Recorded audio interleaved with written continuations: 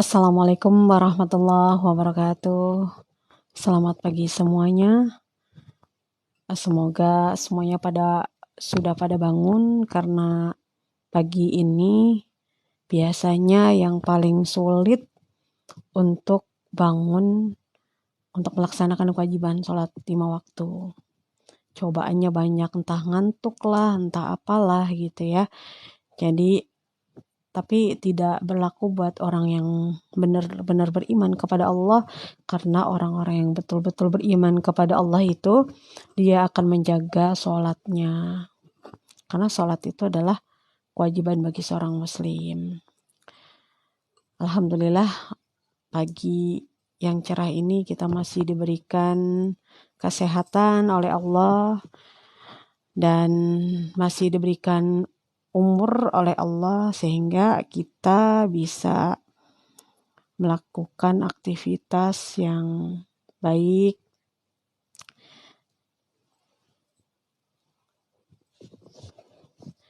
Ya teman-temanku semuanya, jadi di sini saya akan menyampaikan hadis Nabi sebagai pengingat untuk diri saya sendiri, terutama untuk mengingatkan juga kepada orang lain. Dan tentunya perlu dipahami bahwa saya menyampaikan tidak lebih baik daripada kalian, tapi saya mencoba untuk menjadi lebih baik, dan saya sebagai muslim mencoba dan berusaha untuk menjalankan kewajibannya, karena kewajiban kita hanya mengingatkan. Teman-temanku semuanya, kita diperintahkan oleh Allah untuk tidak meminta-minta atau mengharapkan pemberian kepada orang lain.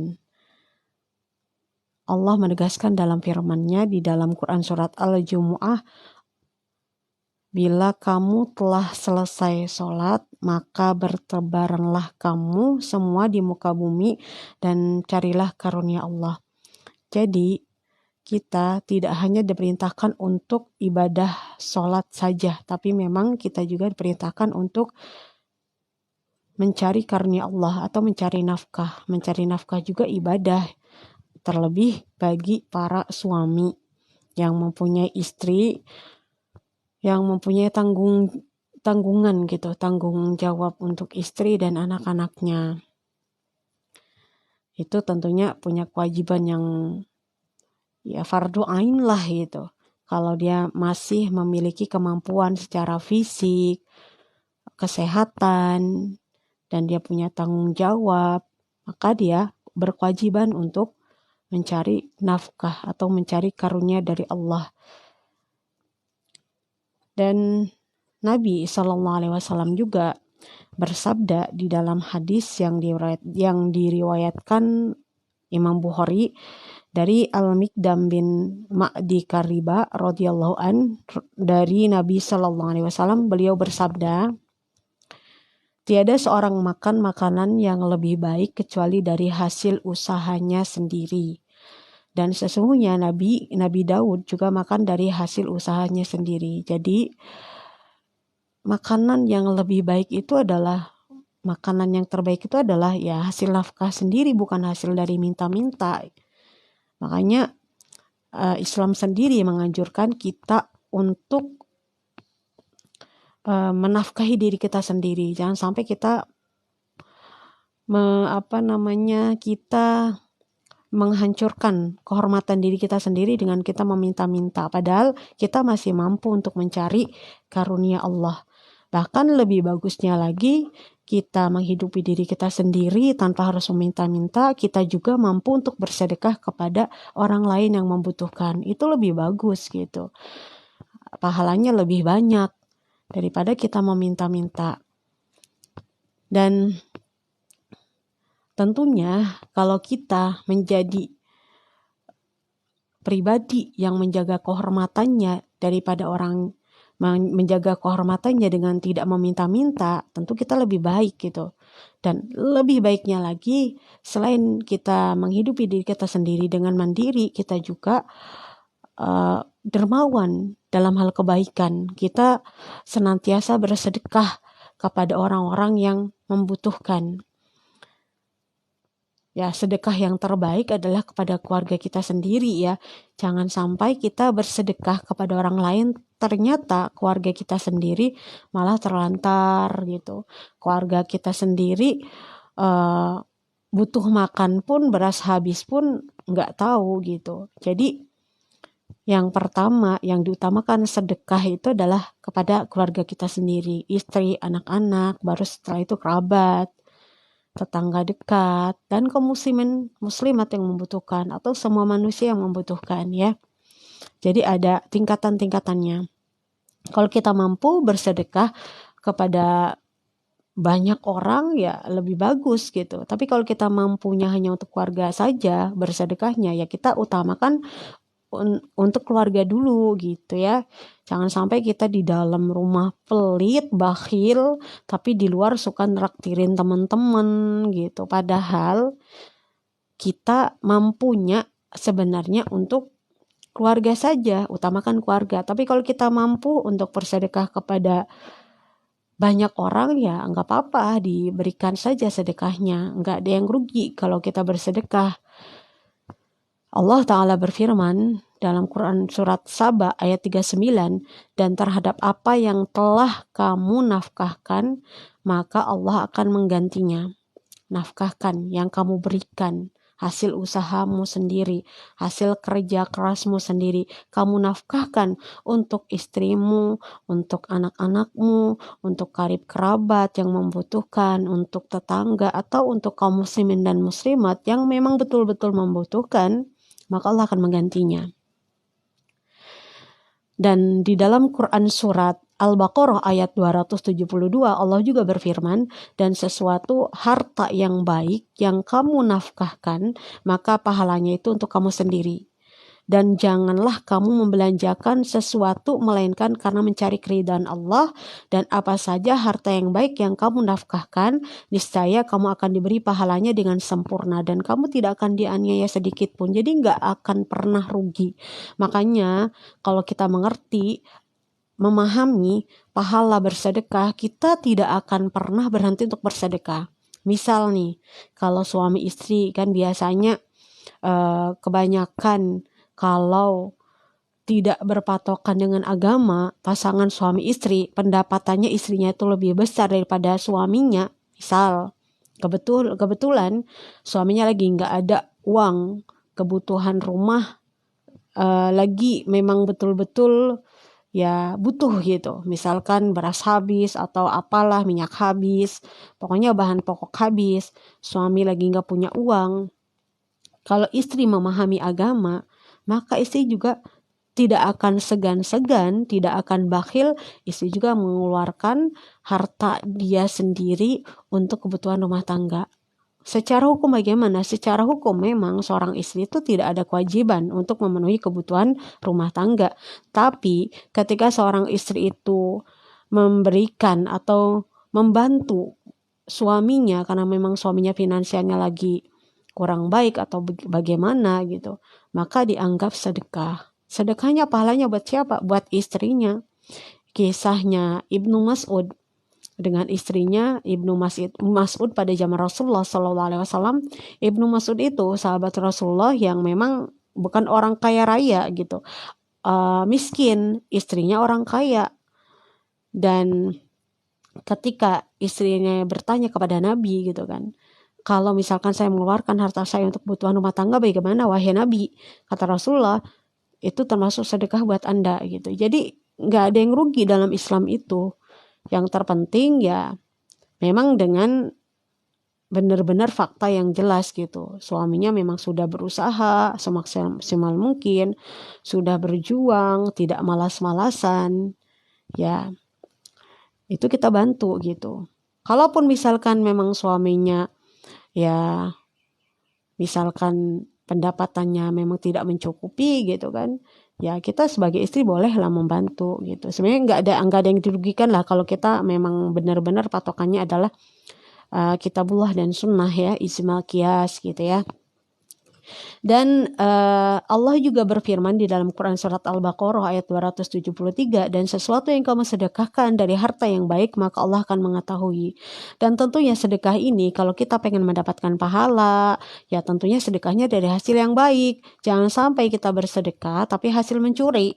Misalkan kita contoh di perusahaan atau pejabat lah misalkan ya, hasil korupsi disedekahin, itu tidak mendapatkan pahala gitu, karena memang sedekahnya itu bukan hasil dari usaha kita sendiri tapi hasil mencuri, misalkan uang negara atau hasil mencuri dari uang perusahaan. Jadi kita tidak boleh bersedekah itu dengan hasil mencuri tapi hasil dari usaha dan jerih payah kita sendiri, itulah yang akan mendatangkan pahala buat kita. Makanya sangat beruntung orang yang bersedekah itu, karena harta yang kita sedekahkan itu menjadi ladang pahala yang bakalan kita petik nanti di akhirat. Tapi kalau kita pelit, bakhil gitu, hanya untuk hura-hura saja, terus untuk ya pokoknya urusan duniawi lah gitu, ya kita nanti nggak punya tabungan di akhirat.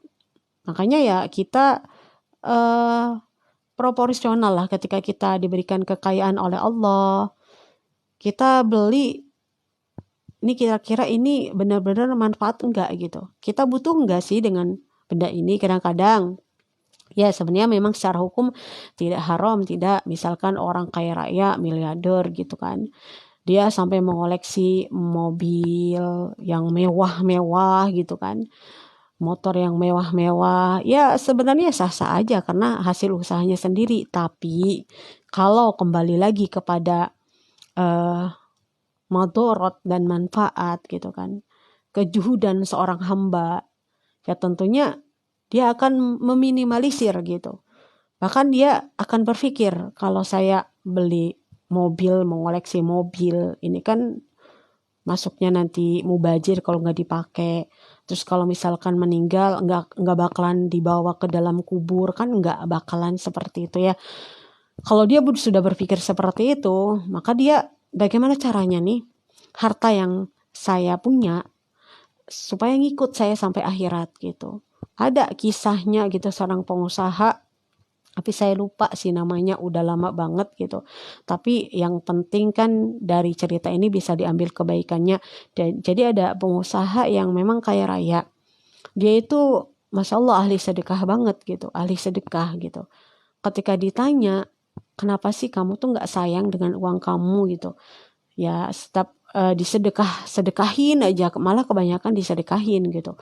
Kata orang kaya tersebut, kan ada yang nanya, kamu gak cinta sama harta, kok sampai disedekahin sebegitunya, sebegitu banyaknya? Kata si orang kaya tadi, justru karena saya saking cintanya sama harta saya sedekahin, saya titipin ke fakir miskin, ke orang-orang yang membutuhkan, ke orang yang sedang thalabul ilmi, ke pembangunan masjid, membangun lembaga pendidikan, pesantren gitu kan. Saya titipkan kepada mereka ini supaya harta yang saya titipkan kepada mereka ini bisa ngikutin saya sampai akhirat. Kata orang kaya tersebut, kata siapa saya nggak cinta sama harta, justru saking cintanya saya nggak mau dong harta saya hanya di dunia saja, tapi harta saya harus ngikutin saya sampai akhirat gitu ya. Tapi saya lupa karena memang ini kisahnya udah lama banget gitu. Tapi ya minimal kita bisa mengambil pelajaran ya, bahwa orang yang sedekah itu ya tidak akan dirugikan. Justru kalau yang rugi itu adalah ya dengan harta kita tidak bisa menggunakannya sebagai ladang pahala kita di akhirat, biar kita nanti metiknya di akhirat gitu ya. Dan boleh tidak kalau misalkan kita beli mobil, beli rumah, ya boleh gitu, asalkan sesuai dengan kebutuhan aja gitu.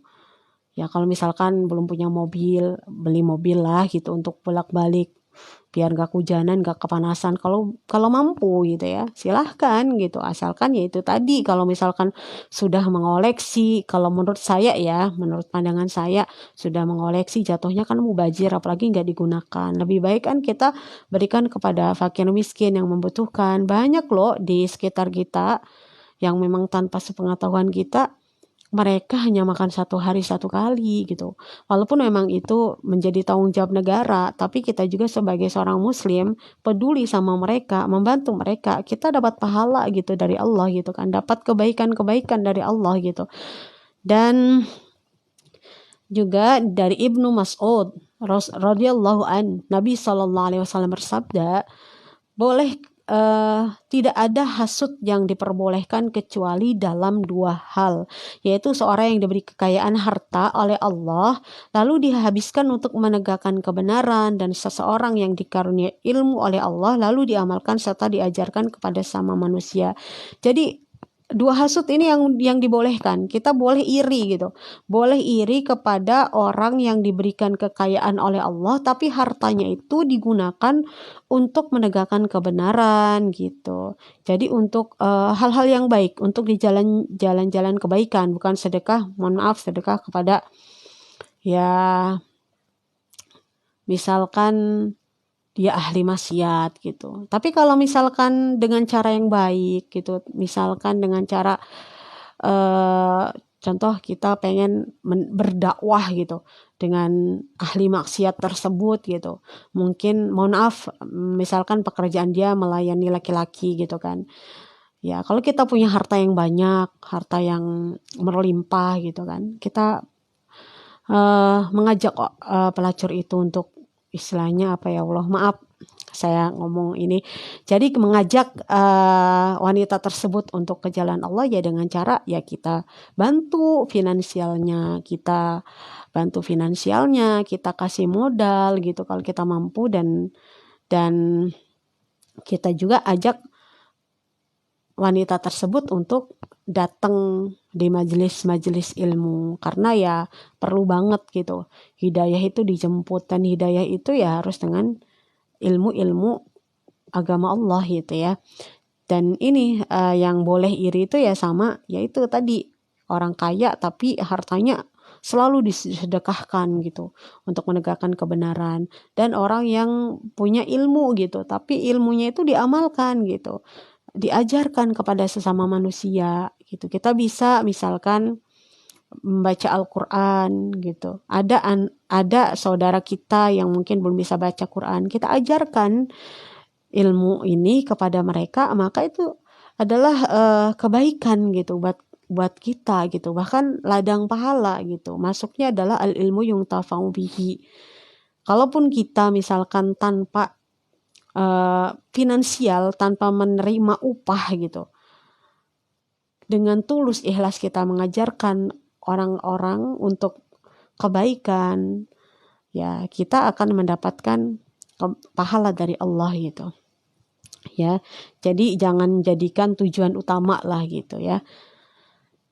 Dan Rasulullah SAW juga bersabda, takutlah kamu dari api neraka walaupun dengan sedekah separuh biji kurma. Nih, jadi hadis riwayat Bukhari.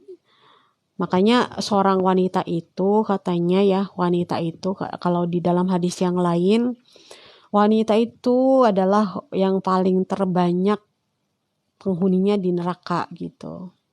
Tapi jangan sampai kita bersedih, karena ada obatnya. Apa? Dengan bersedekah. Walaupun hanya dengan sebiji kurma. Makanya seorang perempuan harus rajin bersedekah, banyak bersedekah.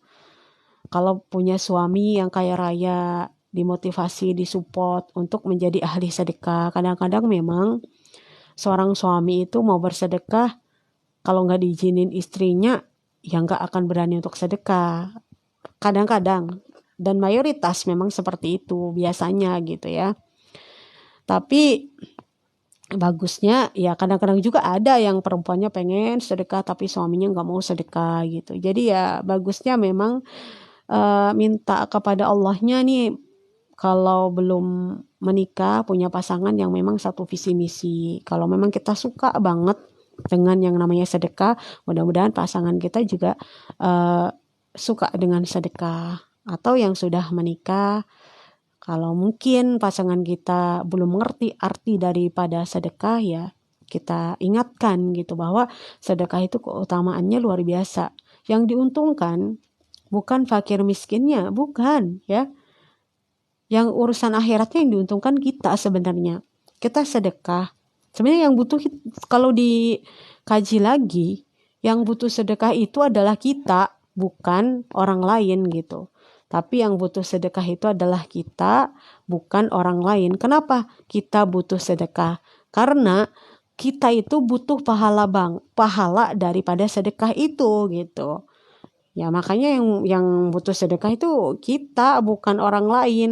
Jadi bersedekahlah sebelum kita nanti datang waktu yang dimana nggak ada yang mau menerima sedekah gitu. Ya katanya begitu, kalau misalkan nanti ketika dunia ini nanti sebelum hancurnya alam semesta akan makmur lagi dengan dipimpin oleh seorang pemimpin yang memang beriman kepada Allah, menjadikan Al-Quran dan Sunnah sebagai pedoman hidupnya, sebagai hujah dalam memimpin. Nanti Islam akan kembali tegak. Di situ ketika tegak tidak ada yang menerima zakat. Makanya sekarang nih mumpung masih ada kesempatan untuk bersedekah dan banyak yang mau menerima sedekah, bersedekahlah gitu sebelum nanti waktunya nggak ada yang mau menerima sedekah ya. Jadi di hadis yang lain juga di hadis yang lain juga Rasulullah SAW bersabda, setiap pagi ada 2 malaikat yang turun kepada para hamba, di mana yang satu berdoa, ya Allah berikanlah ganti kepada orang yang menginfakkan hartanya. Dan jadi 2 malaikat itu setiap pagi itu turun kepada para hamba ya. Jadi berdoa kepada Allah, ya Allah katanya gitu kan, berikanlah ganti kepada orang-orang yang menginfakkan hartanya. Itu malaikat yang satunya. Dan malaikat yang lain berdoa, ya Allah berikanlah kepada orang yang kikir itu kehancuran dan kemusnahan pada hartanya. Hadis riwayat Bukhari dan Muslim. Jadi teman-teman semuanya, kalau kita bersedekah, ahli sedekah atau senantiasa bersedekah, Allah itu turunkan 2 malaikat. Jadi yang satu itu malaikatnya berdoa buat orang-orang yang bersedekah, berikanlah ganti kepada orang-orang yang bersedekah atau menginfakkan hartanya. Makanya kadang orang-orang yang mengerti itu kadang dikejar, saya usaha nih harus sedekah dulu biar mujur usahanya. Ya itu kan kembali ke niat ya gitu. Kalau niatnya sudah kayak gitu kan kita hanya mendapatkan keuntungan dunia saja gitu. Tapi kalau kita niatnya karena Allah, mencari ridha Allah gitu kan, ya kita akan diganjar atau diganti oleh Allah dengan pahala gitu ya. Pahala yang berlipat ganda. Dan Rasulullah SAW juga bersabda, Allah Ta'ala berfirman, infakkanlah hartamu, niscaya kami memberi gantinya kepadamu. Jadi kalau kita menginfakkan harta kita, maka Allah akan menggantinya berkali-kali lipat. Jadi teman-temanku semuanya, bagi yang belum bersedekah, ayo kita bersedekah sama-sama ya. Yang paling terbaik adalah sedekah terhadap keluarga, kerabat kita sendiri, baru kepada orang lain jika memang mampu ya. Dan mungkin ini saja yang dapat saya sampaikan. Mohon maaf, semoga kita bisa mengamalkan untuk diri saya sendiri dan juga teman-temanku semuanya yang menonton live saya. Terima kasih. Wassalamualaikum warahmatullahi wabarakatuh.